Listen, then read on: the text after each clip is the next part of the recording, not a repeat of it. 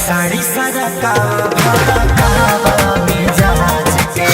कर कलम पर पालान धनिया के।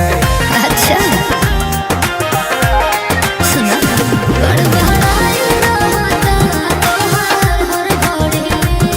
दिलदार भइला हो बड़ा जब से तू पिया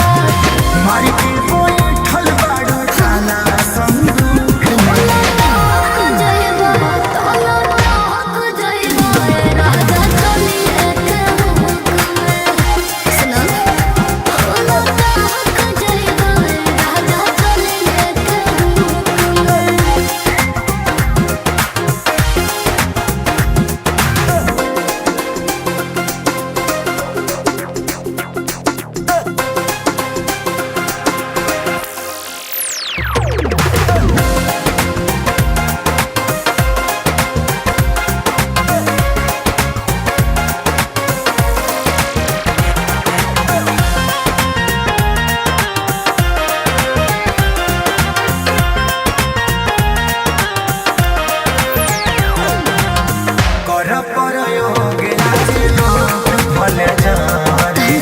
आज के खटनी पपाल लगे फरे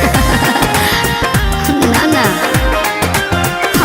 ए बेगाना दी हो दाराद देबो खाली तहरा धराई के हमर पिया के साथी पंकज के मारो तारू जान ये लुक हो जाइबो तोला हो जाइबो